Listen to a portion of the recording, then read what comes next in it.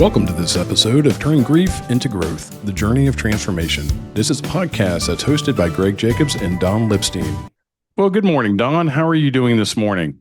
I'm doing fantastic, Greg. And yourself? I'm doing good. Well, we want to welcome our listeners to the podcast Turning Grief into Growth, the Journey of Transformation. This is all about two dads on this journey, trying to figure it out.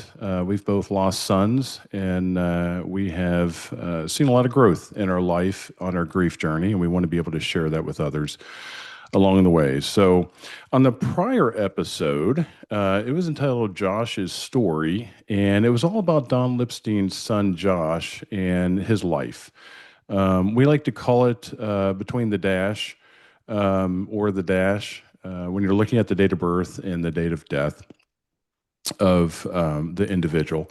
And I think a lot of times we can tend to focus, as I mentioned on the last episode, just about the traumatic event in our life with our loved ones passing. But there's so much more in between from start to finish. And today I'm going to go ahead and share David's story. So before I get going on that, Don, do you have any intro words or? No, but I am looking forward, even though I know a bit about David's story, I am looking forward to learning more because I know that there's always new new things to learn. So share away, Greg, share Absolutely. away. Yeah, just like I did on listening to Josh's story. I feel like I know you so well, but there were so many pieces that I hadn't heard to be able to put in the puzzle. So that was great. By the way, I love your candle burning on the background there. That's very therapeutic. Good. All Thank right. you. So here's David's story. And I would say that at the beginning, Don and I have shared our stories countless times. Him way more than I have because he's further out on his journey. I'm coming up on 5 years next month. It never gets easier to share. Well, I guess it does get easier to share, but I would say that there's still a very emotional response and aspect that comes into our conversations when we do share, because it is very real and still very raw, and something that is just hard and tough. And I've had a lot of people ask me whenever I share my story about David, how can you share your story without crying? How can you share it without just choking up? And I think it's because I have shared it so much. And what I'm always quick to caution them with is just realize that you didn't see me, sucking carpet fibers on the floor earlier on, not able to stand. You didn't see me, fall to the floor in the shower screaming at the top of my lungs without a sound coming out, with my mouth wide open. And just, it's hard to explain just the horror grief that I know both of us have encountered and struggled with. So there's a lot behind the scenes that we have gone through. We're going to do our best to be as authentic and vulnerable as we can through this podcast episodes in the future and currently. So I'd say with David's story, it started February 12th of 99. My wife's birthday is, I'm sorry, February 12th. Yes, my wife's birthday is February 9th. So a few days after my wife's birthday, she gave birth to our firstborn son, David. Um, there was no words to explain the joy, the pride that I felt, just holding my firstborn son in the hospital. Just looking back at his childhood, as any young father, I was 25 years old at the time. There was a lot of growing, a lot of maturing, a lot of patience. I tell young dads to this day, they're like, tell me the secret of fatherhood. And I'm like, patience, because they will try you, they will test you. David always tested the boundaries. He was always doing something adventurous or acting out. Whether it was, spilling a fingernail polish on the brand new carpet, or one time, taking an egg and threw it at, I think it was either I think it was a potato actually, threw it at the window and cracked it, just playing around. He's a young toddler. but things that, sometimes I'd get bent on. And I had to learn patience. I could honestly say I probably wasn't the best at that, and the most tolerant with my three kids, growing up. I'm very type A personality, like things orderly. And as you know, with kids, that's not always a thing, having things in order. So David grew up. He had Nathan, his younger brother, who was born August 29th, 2000. There was 18 months in between them. And then Hannah came along July 13th of 2003. And there was this whole aspect of just a really put together nuclear family. My wife and I were very involved in our church. I was a deacon over men's ministry for years in several different churches. My wife always did women's ministry activities, and we were just a really good middle class family. And I had never played any sports. I'm 6'7", 320 pounds, and everybody assumes I played football. I had not played basketball. I had not played football. However, all of my kids combined were pretty much in every sport under the sun. And it was just a real kind of divide and conquer a lot of times, whether it was cross country and track and swimming and football and basketball and baseball, just a lot of different sports. But David excelled at running. That was his thing. He loved having his shirt off. He was an exhibitionist. He would just run outside with his shirt off. We got him on the cross country team when he was in sixth grade. When he was in middle school, he was on the varsity team. He was that good. So I actually went back to, I have a little app on my phone, a little contact with the personal records. His personal record PR for 5K was 15 minutes, 49 seconds. And his 1 mile was 4 minutes and 50 seconds. So for any of you runners out there, you would know those times. I'm not a runner, but that's pretty dang fast. So he really excelled from middle school, high school, in cross country. Track was not as much his thing. He excelled there as well, but it was always distance running, and it was always on the up and down courses of the cross country. I would say that that was probably out of all the sports that my kids have played, not to play favorites, that was probably my wife and I's favorite sport, mainly because you're not sitting in a bleacher watching something. You're running along the fence line as they're coming around the corner, and you're cheering them on while they're running cross country. And the parents were just very amicable, and they were very encouraging, and they were encouraging even the last person that came along.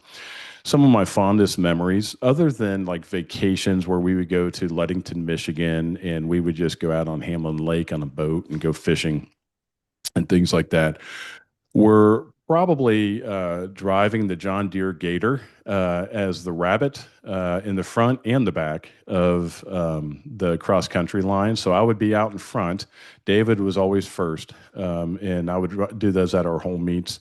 And then I would circle back around, and I would be behind the last runner who was straggling along in the very back. And my daughter, Hannah, and I would be in the Gator yelling and encouraging the last runner not to give up, not to quit, to keep moving forward. So I think it was a real lesson in life about character and integrity and not giving up and moving forward, and kind of giving your all.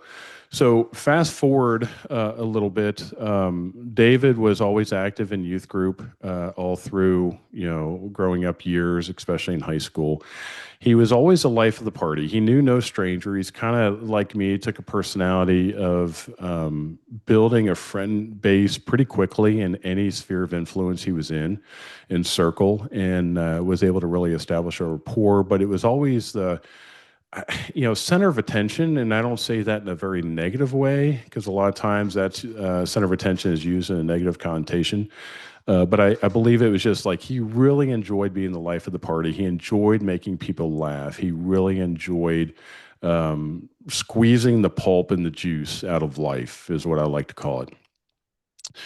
So you had mentioned that Josh was in JROTC in high school. David joined the Marine Corps JROTC all 4 years of high school. He was the cadet of the year his freshman year. He would get awards every single year in JROTC. And then senior year came along, and somehow, some way, he just started changing. He started rebelling. It probably happened at age 16. Kind of looking back, I could kind of see some of the signs. I think when you're in it as a dad, you want to be oblivious. I think you want to be naive sometimes to what's going on. So we had, I think at age 16, saw that he was smoking some weed, and age 17, started drinking and snuck out, came home intoxicated, and there was just this whole aspect of what is going on. You've always been, a star athlete. You was always a state contender in cross country, and then all of a sudden he just started dabbling.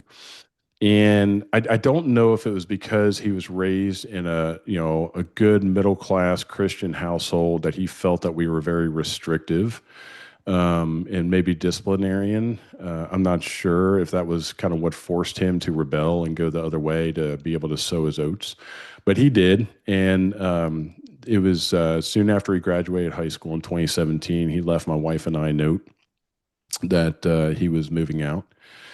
Um, Pretty much in the middle of the night, just kind of left and broke our hearts. We didn't know where he was, how he was doing, if he was okay, those type of things. He did father a child, so I have a grandson. He never got married, and Thomas is 7.5 now. Joy of my life, actually getting him tonight for Thanksgiving. Usually get him most weekends. And great legacy that David left behind. Love Thomas to death. But what I would say is during that time, post high school, he ended up dabbling in meth and got on drugs. It was a real shame factor, I think. I was, still deacon over men's ministry. I was chairing 17 boards in my community, a lot of nonprofits. I just was really well known around the community. And to have a son that was living on the floor of a hotel with 6 other people in a meth house type thing was just really befuddling to me and really shameful, and there was just not much positivity. It really drained my wife and I. And long story short, after going through 3 different cars, and looking back, you could say, well, did you enable them, transportation, all this stuff? But I remember he blew, threw a rod, blew the engine in a Toyota Camry. I had given him my car to drive to get to work. It was a second car I had, a Toyota Corolla, and he had totaled that one night whenever my wife and I were in Savannah, Georgia, on a vacation. And, I think it was under suspicious circumstances. There was no police ever came that, ever tested him for alcohol or drugs or anything like that. And then he ended up getting a Scion car and ended up blowing the engine on that. And after the third car, he called me. My wife and I were out to eat at a Mexican restaurant, and I just dismissed myself, walked outside, and the car was on the side of the road on the highway with the blown engine. And I said, son, it's time for you to go in the military. You need to have some order. You need to have some, just rules that you could follow. And I'm kind of done with you in many ways, as far as I can't keep, providing this. I can't keep, supplying you with cars and money and all this stuff. And he agreed. Still something I struggle with to this day, to force him into the military, which, I have a lot of respect for, so don't misunderstand that. But he died while serving in the military. So he ended up going, cleaning himself up from all alcohol and all drugs. Took a 6-month period of time. We negotiated for him to move back in. He painted his wall in his bedroom with a chalkboard paint, and I'll never forget going down and him listing out priorities 1 through 10 as far as what he wanted to accomplish. And the number one priority was reconciliation with mom and dad. And he really worked hard on that over that 6 months, not just cleaning himself up and detoxing and everything like that and getting ready for going off to the military, but he worked on relationships that he had scoured and affected, including his brother and sister. So from there, he enlisted in the military. It was September 11th, 9/11 of 2018. And that was the day that he shipped off to basic training. I guess shipped off isn't the right term for the Army. So he was in Marine Corps Junior ROTC. He actually enlisted in the Marines, decided not to go in the Marines, and ended up going in the Army. Felt there might be a few more opportunities for him with MOSs in the Army.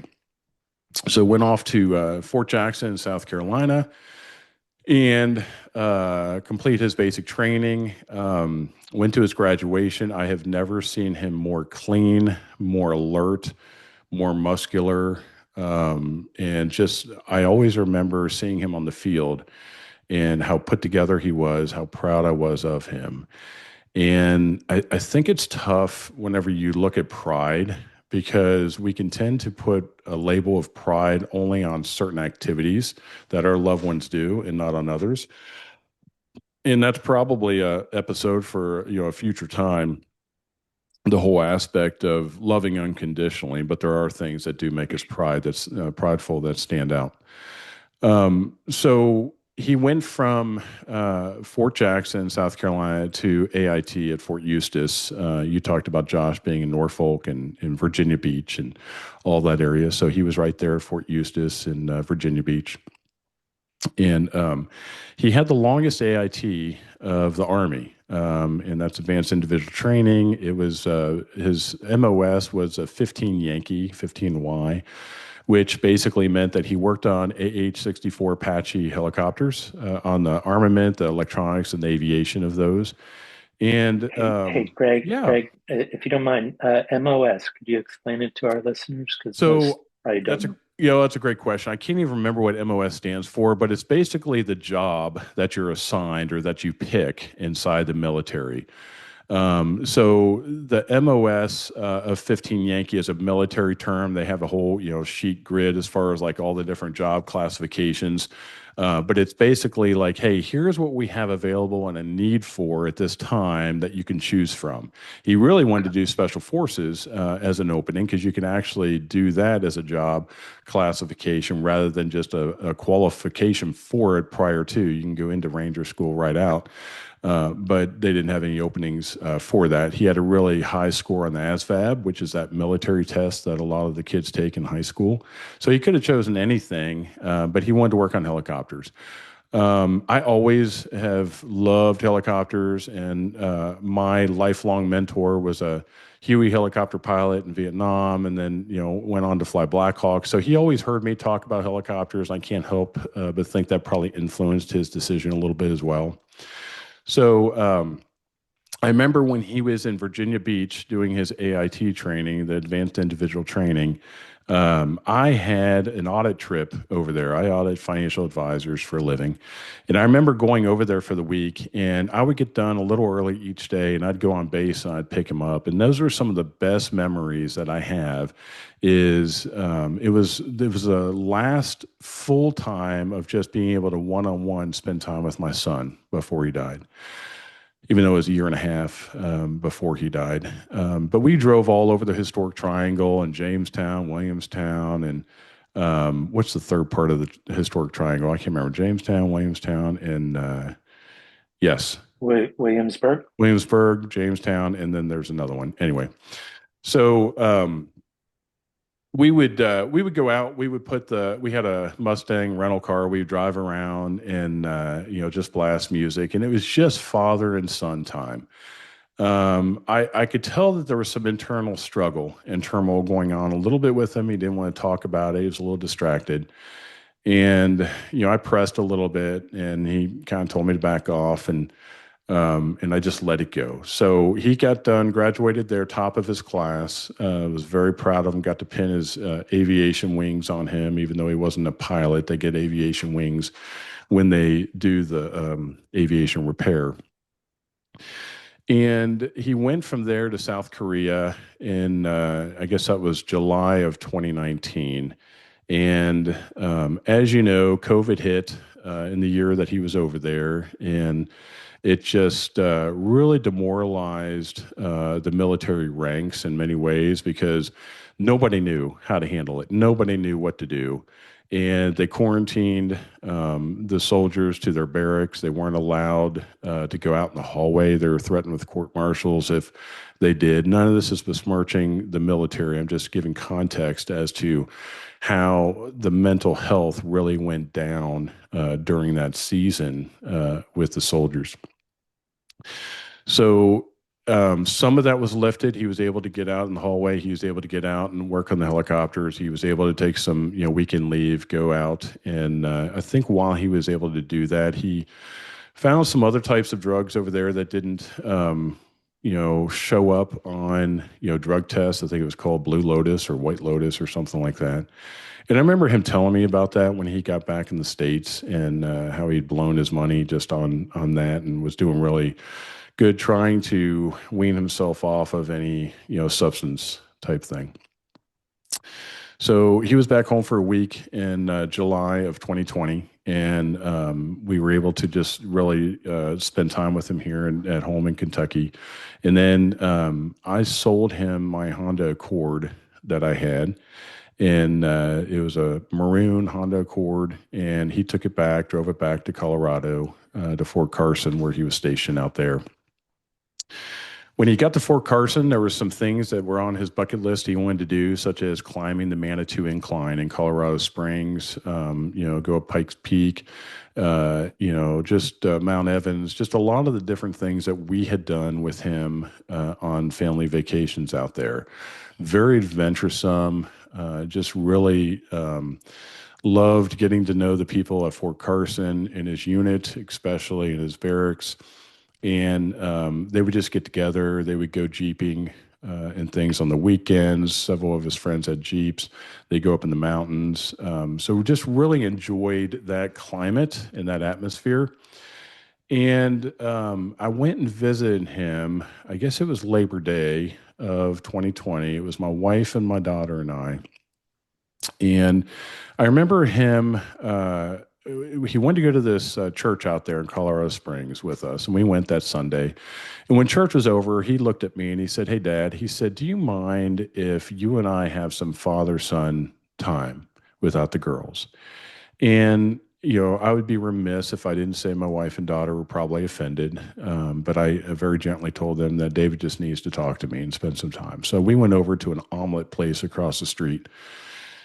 And, we started talking just about life and about his addictions. And I said, I could really see that you're struggling out here. I could tell that there's something going on and you can't serve two masters, when it comes to either being clean or not. And he was really a slave to the master of addiction in many ways. So, we had a really good conversation, hugged it out. We got on a plane and flew back. And that was the last time I saw my son. That was in September of 2020. And I'll never forget, we were going to fly David to Florida from Colorado for Christmas break for his block leave in December of 2020. And we had the airfare, all purchased, and we were going to pick him up in Birmingham, Alabama on the way down from Kentucky, and he was going to fly into there. And there was just a lot of lack of communication going on, and he was just kind of clamming up and not responding to text messages as much. And I remember December 1st, he called me, and this is 23 days before he died, and he took an hour. It's kind of similar. It sounded like to Josh's conversation with you, where you said Josh really had never really cried with you before. David just wept and he just cried and just said, "Dad, I've gotten in a little trouble here on base. I've done some things that, I'm ashamed of." And a lot of it was just alcoholism. And he just really poured out his heart to me and came clean. And there was this whole aspect that he said, "Dad, I didn't know how to tell you because I didn't want you ashamed of me." And it really made me take pause. I actually was sitting in my office right here where I'm recording this podcast. And I remember telling him, that there was nothing ever that could come between, um, my love for him. I said, God the Father says there's nothing that could ever come between his love for me. And I feel the same way about you. And, he just kind of spilled, his guts and just really for an hour just talked to me. And I just kind of from a distance loved on him through the phone. You were talking about how Josh on the prior episode, you could tell the hurt and the pain that came through the phone line. And I could so empathize with that. That's pretty much what happened with David that night. So little did I know that he was just really struggling. We found out later that, several of his friends had, kind of said that they had put him on a suicide watch and were just kind of watching him. We didn't know any of that. I don't think there was really the drugs. There might have been some edibles just because Colorado is one of those legal states for that. But I don't think there was any hard drugs, but I think alcohol had really just kind of come in. And I remember in September when I was out there, we went on an Air Force base out there next to the Air Force Academy. I think it's Peterson. And he had stopped by one of the grocery stores and he said, Dad, he said, walk in here with me. And it was on base and it was a gas station, slash little mini mart. And it had this huge beer cave in it. And he's like, Dad, he said, people were walking in here and getting beer and alcohol like nonstop. And they're not showing their ID. They're in uniform because it's on base. And he said, I know for a fact, a lot of my friends are 18, 19 years old and not 21. And like I said, I don't say anything to besmirch the military, but I do think it is a problem. I do think that there is a lot of addictions out there, especially in the ranks, that don't have to be due to availability. So I'm hoping that that's been tidied up and is being looked at. But that was one area that he said so prevalent, so available. I don't even have to card. At that point, he was 21, almost 22. But he said a lot of the other rank and file don't, and they're younger than me. So he had really just kind of expressed the struggles he was having with alcoholism. My dad was an alcoholic. That's one thing I've never struggled with. I'll drink a beer occasionally or a bourbon, once every 6 months or something, but nothing that I've ever had any, leanings towards the cravings and the desire. So there's a hard comprehension there, I think, sometimes with me when it comes to those addictions.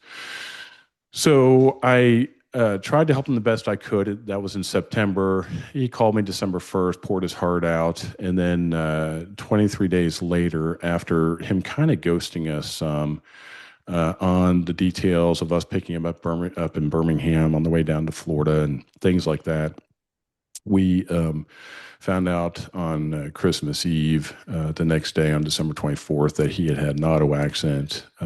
It was 50 minutes after getting off work, at 5:50 p.m. Mountain Time, and he was intoxicated. He was 3 times over the legal limit, and it was a real hard thing for me to hear. For whatever reason, it just was hard for me to hear he died, but it was even harder for me to hear that he was intoxicated and 3 times over the legal limit. And I think just the why questions just kept coming up. Why?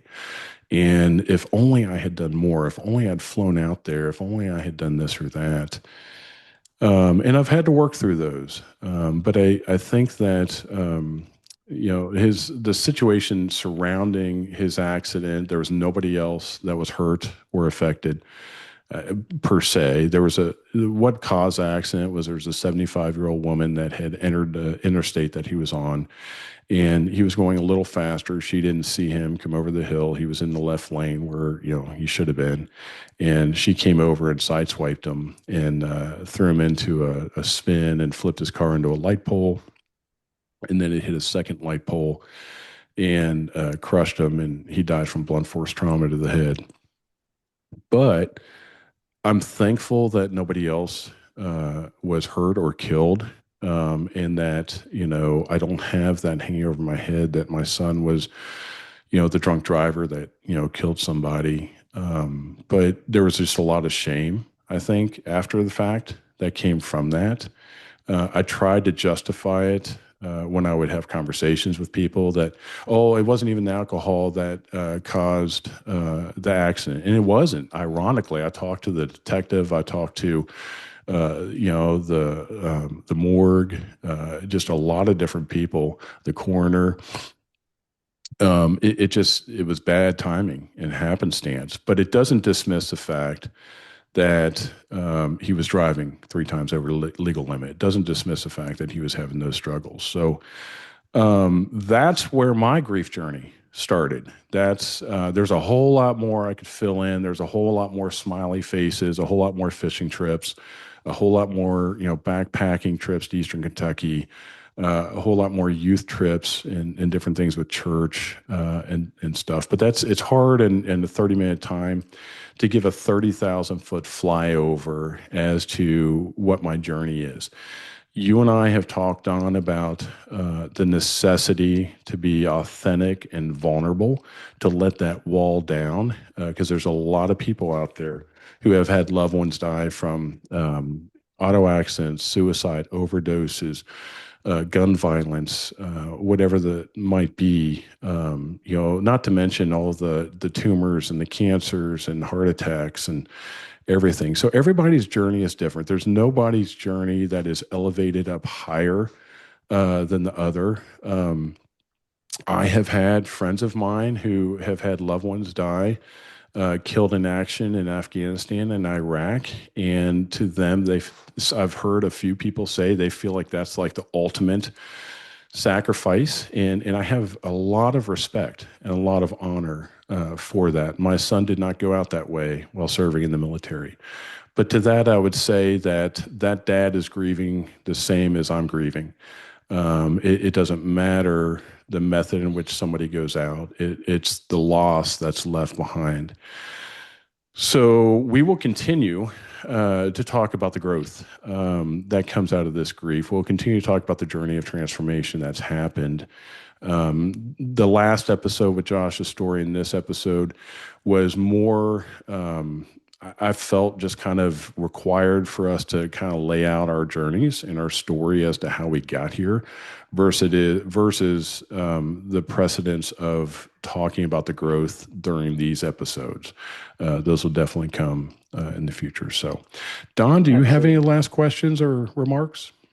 No, I just wanted to say thank you for sharing David with us, and just you could feel the pride that you have in him as you shared.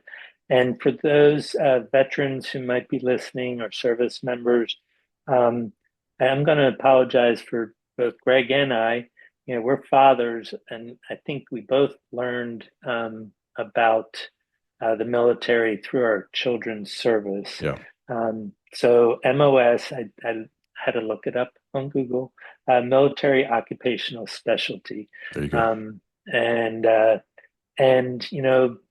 You living in the heart of bourbon country, to only drink it once every 6 months, that I give you a lot of credit, because there's some good bourbons There out is. in Kentucky. This is true. Yeah. But yeah, I want to thank you, and I just want to remind our listeners, we're going to be taking a two-week break from dropping anymore. So the next the next episode that we drop will be January 8th.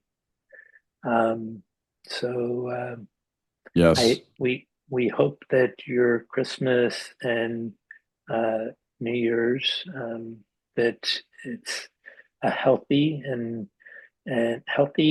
just feel the love and light that surrounds you, that is pouring down on you. That's my hope, is that and that the year 2026, it brings you whatever joy you're looking for. Absolutely. Well, that was well said. Well, folks, thank you so much for listening, and we will talk to you next time. Thank you so much for taking time out of your day to listen. We hope turning grief into growth spoke to your heart and becomes a part of your own journey of healing and transformation.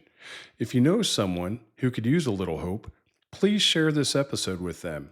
And don't forget to follow, like, or subscribe on your favorite platform so you don't miss what's coming next. Don and I can't wait to share more conversations to help you keep turning your grief into growth. Until next time.